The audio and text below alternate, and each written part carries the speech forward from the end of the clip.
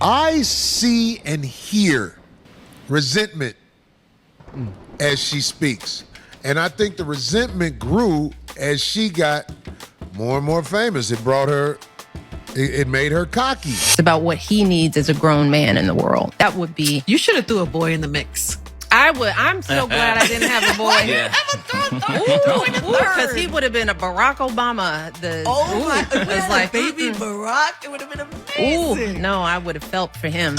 So now she's not afraid to speak her mind on this man. And people think I'm being catty by saying this. It's like there were 10 years when I couldn't stand my husband. And guess when it happened? When those kids were little, right? But the minute we had kids, it was like, where are you going?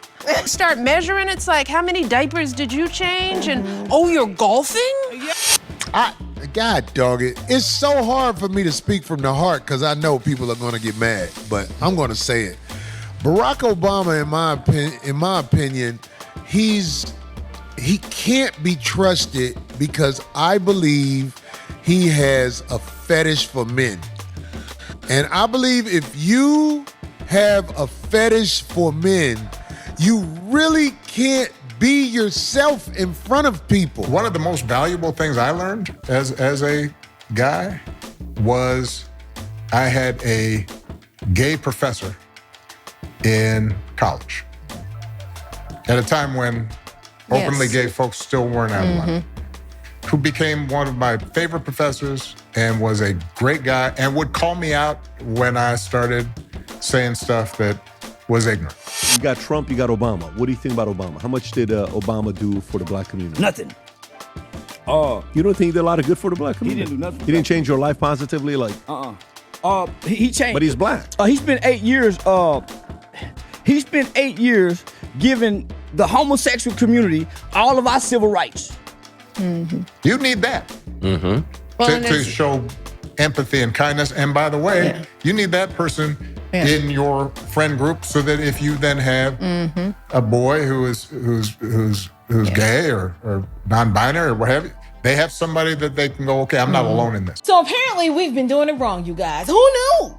Who knew that to raise emotionally intelligent boys that they needed gay friends? I mean, I was today years old when I learned not wisdom, no, not fathers, not faith, not a strong a male role model rooted in truth. No, just sprinkle in some LGBTQ representation and boom. We still need a little bit more. So Dr. King and them fight wasn't for integration. It wasn't really to take the Jim Crow signs down. The initial fight, and it lasted for a while, the initial fight was equal rights and equal protection under the law. The Asians now have equal rights and equal protection because they have an Asian hate bill. You can't do nothing to Asian. The Jews, very well protected. Black Americans, not so. I think it's about time that your boy Obama go back into hiding. I don't care about your story about your, professor who was a part of that community and used to put you in check and all that stuff. I can only imagine what subliminals you're talking about. However, my son don't need someone like that mentoring them. He has me, just like I had my father. So when I look at Obama, he had an opportunity, but he wasn't raised with a black American. So he don't connect with us. He don't relate to us because he's not a black American. He come from an African man who had a baby with a white woman overseas and raised by his white racist granddaddy and his loving white grandmama. He grew up throughout school dating white women. Like who you date, your mama? You lost all credibility there. And I know you're still going to have a large chunk of the Democrat Party who's going to rally behind you because they don't really like masculine men anyway. But you and Michelle, can go somewhere else with that because black people are not buying it. And it's crazy because those same black people that come to my page and call me all types of names like coon and Sambo and all this stuff because we're talking about Obama is the same people that would allow their children to be put in harm's way. The most perplexing thing that Barack Obama said is that he actually understood the sexual orientation of his instructor. Well, let me put it clearly. I've had instructors on every level of my education, and I never once pondered, thought, or understood what they were doing in their personal life. It didn't come up because it's inappropriate. So I'm wondering, how did this relationship come to pass? Fueling these rumors, man, he's never going to get over these rumors that we've been hearing for the last 20 years about him and good old-fashioned Michelle. And it doesn't help that every time she had in the past, she just kicked his back in and let us know that she wasn't happy with him. It is perplexing, isn't it? The fallacy that you have to either know or be a part of that walk of life, not to abuse people who are on that walk of life, is absolutely ridiculous. Polite savages. You've been living in a dream world, Neo. This is the world as it exists today. Welcome to the desert of the real. Ladies, gentlemen, and polite savages, we are now about to embark on a journey sure to anger feminists and modern women alike. The only thing we can do is guarantee to tell you the truth, the whole truth, and nothing but the truth as we see it. And at times, that truth you seek is a bitter pill, but you gotta shut up and take your medicine. So there's nothing left to do but get on up into it. Are you ready? Well, let's go. That's one of the things that I think a lot of times boys need is not just exposure to one guy. One dad. One dad. No matter how good the dad is. He can't be like, everything. He can't be everything.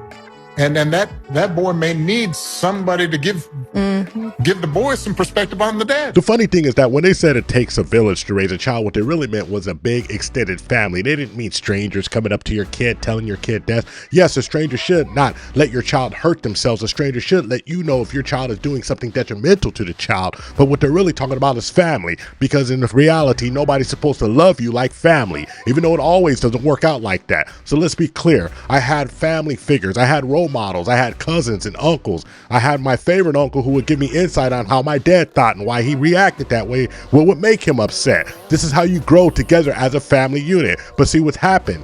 Nowadays, the same folks who will turn around and tell you that families are oh so important are the same folks who will support the breaking up of families. You see, the first thing you say is not only just getting a good partner, but building a good family unit, making sure that the man and the woman is actually married before they have the baby, making sure that they understand that the marriage is going to be tough and that raising a child together with two people far outweighs raising a child with just a single mother. But no, absolutely not. Nobody wants to go down this road, because then you would be telling women exactly what to do and betraying the almighty feminist jargon that they don't need you. But I have one question, just one single question to ask the ladies in the community, the ladies who are going to come to the comment section railing against the machine saying, how dare you say anything about our selection method, about our process. It's our body and our choice. Exactly, it is, ma'am. It's absolutely your body and your choice. But if you had such a deep intuition, if you had such a deep understanding of what was going on, if you didn't need help with anything, then why the hell can't you select a man to stick around and not run away from you?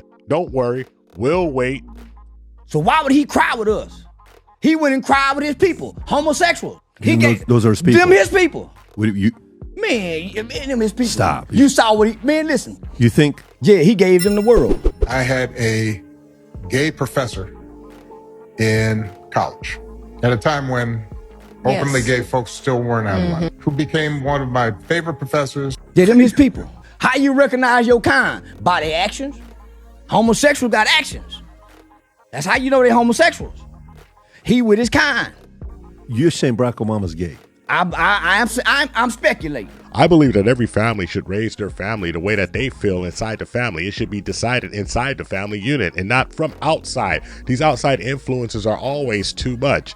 That's why I find it very odd when somebody says that what my child sees on television or what my child hears on the radio is actually influencing my child. Well, that means that you don't have enough influence on your child. What it really comes down to is that most of you parents are trying to be your child's friend and not trying to be your child's parent. You don't have rules and regulations. And this happens a lot when there's only one parent in a household, because one parent can't be all things. But instead of breaking it all the way down and saying, let's start with the building of the nuclear family, it seems like today's society just wants to do it ass backwards. So I don't really care what sexual orientation Barack Obama is, as Charleston White and Corey Holcomb speculated. It really doesn't make a difference to me. But what I do care is that it seems like their theories of what should be going on and how people should be raised is absolutely off base with the mainstream of the American zeitgeist. And that's the issue here. So we're all a little tired of agendas being pushed down our throat. Just let us make our own decisions, one way or the other. Let us make our own decisions for our own families